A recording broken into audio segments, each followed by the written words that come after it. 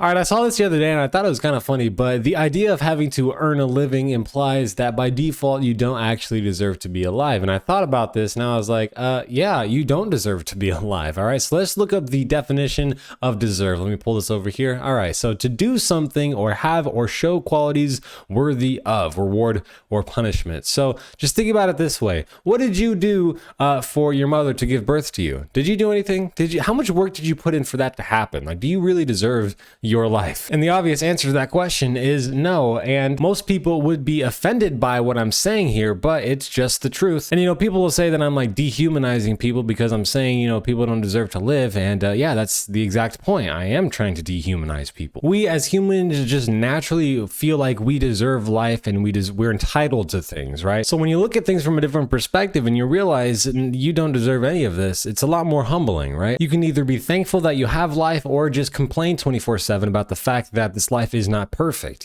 People ask all the time, well, why didn't God just create us in heaven right away so that none of this suffering ever happened? Well, when you look at these kids growing up in poor neighborhoods and all they have is like a ball and like they play with their friends outside all day, they're not glued to their phones inside, and you talk to these kids growing up in poor areas, they seem a bit more humble, honestly. Like, they're nicer people to talk to. But then you go to these rich kid neighborhoods and they're just entitled to everything. They're spoiled brats and they're just playing video games and whatnot and yelling at their parents and stuff, and they're not thankful for basically anything. So yes, God did put us into poverty first that we can truly humbly appreciate life for what it is. That way, after God destroys this universe and then creates a new one, we will truly be able to appreciate what he's done. Because if he started with just the good universe, then we would just be entitled and he would just be forcing us to do good things, right? And we wouldn't really appreciate what he's done, right? So again, as humans, we just have two choices. It's just, complain about everything, be entitled, or, be humble and just appreciate life.